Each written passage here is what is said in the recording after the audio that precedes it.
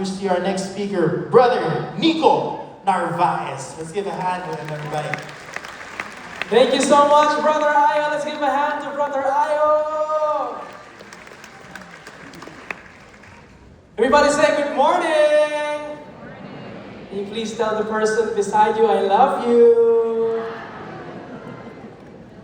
So, diretso na po tayo kasi bawal na mag-overtime. Message number 1, how to relate to those who are younger than you. So this is for all the boomers and the Gen X's in the house. Make some noise! Batang-bata. Batang-bata. Wow. So treat this po as like a love letter po. From us, the millennials and the Gen Z's. Love letter namin to sa inyo. So you could understand us better, we could work together better, and we could love each other better. Amen? So our first Pope, si Pope Peter, Saint Peter, says this to the elders of the church. At aminin na po natin, kayo po talaga yung tinutukoy nilang elders. Ito. So, si Saint Peter po yung awayin nyo, wag ako. And now a word to you who are elders in the churches. I too am an elder and a witness to the sufferings of Christ. And I too will share in His glory when He is revealed to the whole world. As a fellow elder, I appeal to you, look after the flock that God has entrusted to you. Watch over it willingly, not grudgingly, not for what you will get out of it, but because you are eager to serve God. Don't lord it over the people assigned to your care, but lead them by your own good example. And when the great shepherd appears, when the great shepherd appears, you will receive a crown of never-ending glory and honor. When Saint Peter wrote this letter to the elders, he was around 55 to 65 years old. And he was writing to his fellow elders at the same age, 55 to 65. And in one sentence, this is his message.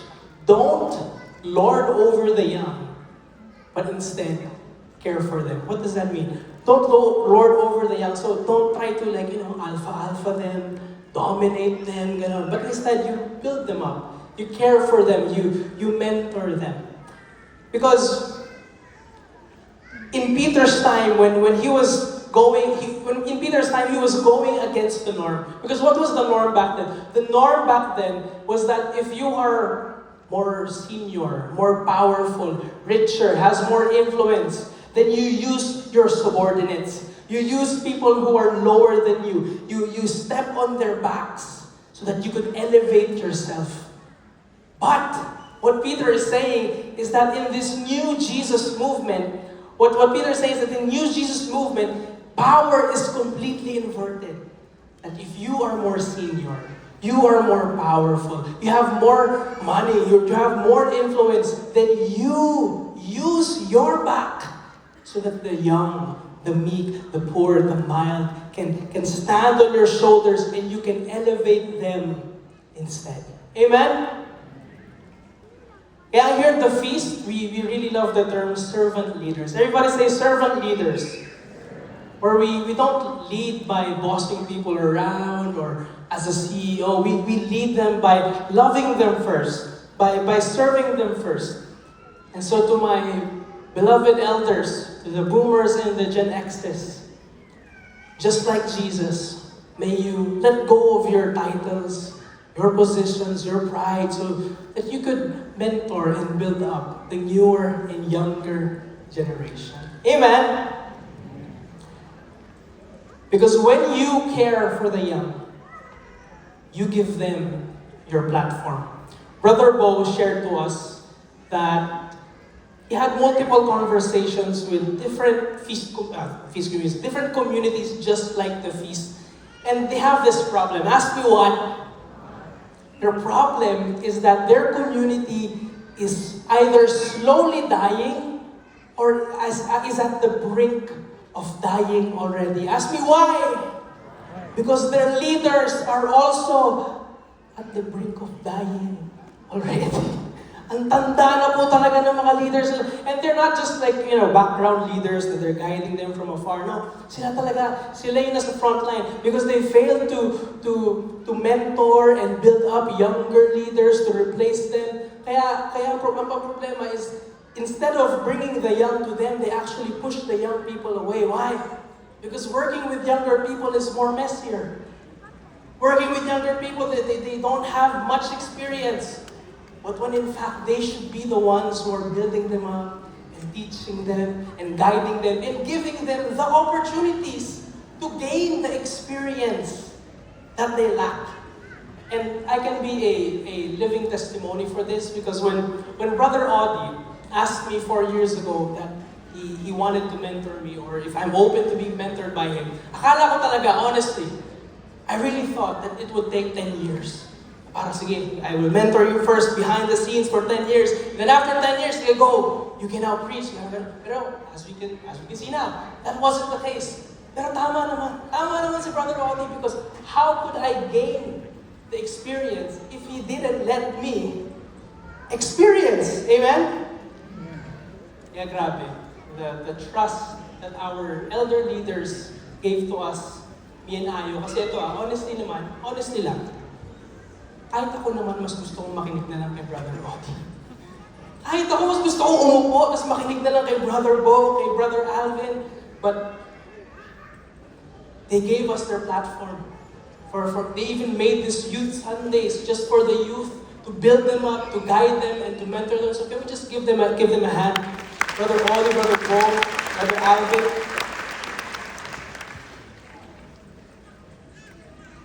And this isn't just happening in the different in the preaching department. This is happening all across the different ministries at the feast where the older leaders are starting to mentor and letting the younger leaders lead na. And dito yung parang, maganda na kami, bahala na kayo dyan. No? They're hand-holding us, guiding us from afar, teaching us their mistakes so that we don't make the same mistakes. Or if we do make mistakes, they're the first ones to bring us back up. So if you're beside a boomer or a Gen X, can you tell that person, thank you so much for building the platform on which we stand. Thank you so much. Can we give a hand to all our elders? Thank you so much. Our millennials and Gen Zs, give a hand to our elders. And ito po, honestly, this is coming from me. To all the boomers and the Gen Xs, thank you so much. Kasi alam nyo naman na Youth Sunday, you know that the preachers here will be younger than you. You know that the people who will be serving you are younger than you. But you still came here today with humility, still listening. So thank you so much. Give yourselves a hand. God sees your humility, your humbleness. Ito naman. How to relate to those older than you. That's message number 2. Now this is for all the Gen Zs and the millennials in the house. Make some noise! So kanina, Peter was talking to the elders, and Peter is talking to us naman, the younger generation. In the same way, you who are younger must accept the authority of the elders. Yan, gagamitin ng nanay mo yan mamaya. And all of you, dress yourselves in humility as you relate to one another. For God opposes the proud, but gives grace to the humble. Kasi, we have this tendency as young people to think na, yung mga matatanda na yan, wala na yan. Mga dinosaur na yan. Maawa ka naman, mag-resign ka na. Yung sweldo mo, times 10 ang sweldo ko. Tapos tatanungin mo, paano mag-connect ng laptop sa projector? Tatanungin mo, sino ba yung ChatGPT na yan? New hire ba yan? Lagi yung binabanggit yung pangalan niya. Now, while it's true that us, millennials and Gen Zs, we're more tech savvy, we're more updated, but we still have to acknowledge that yes, we are smarter in our own ways, but our elders are wiser than us. Amen? Grabe po malakpak yung mga magulang. Yes!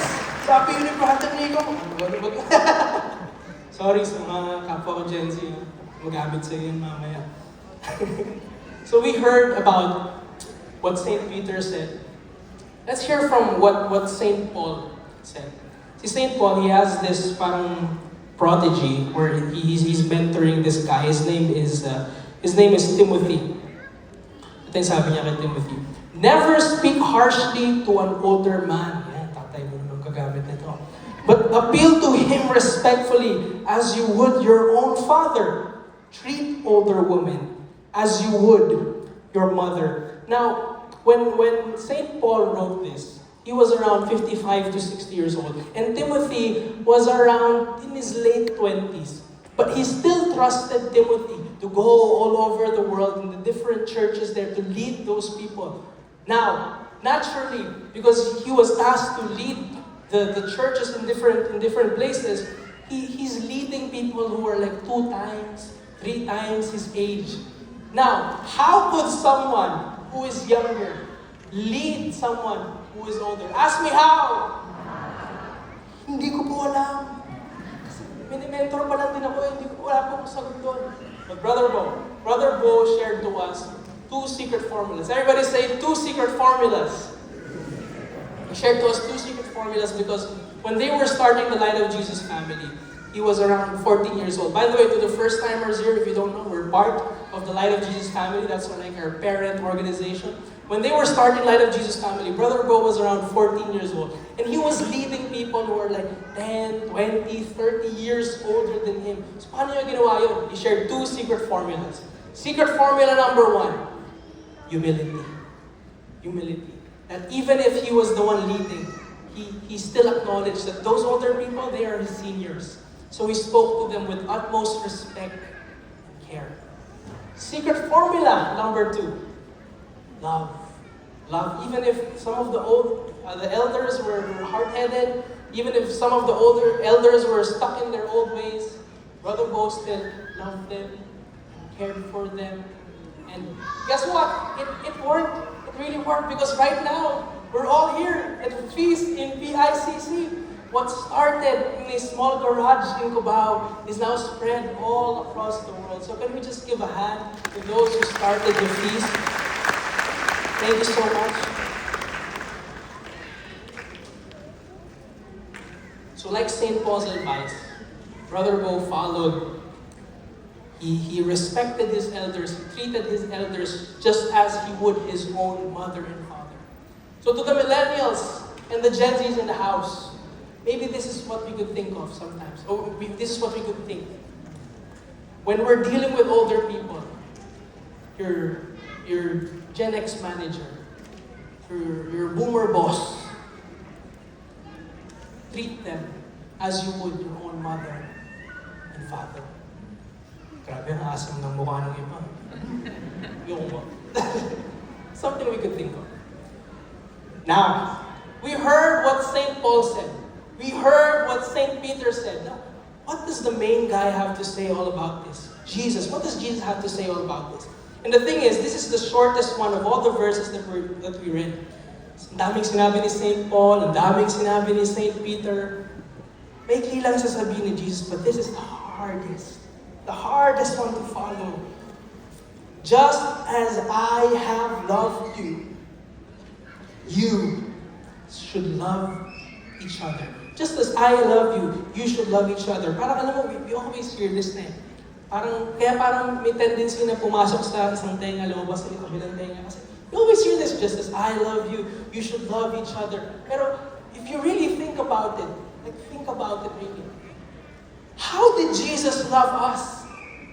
Jesus loved us by dying on the cross for us. And He didn't just die, He suffered the most excruciating pain.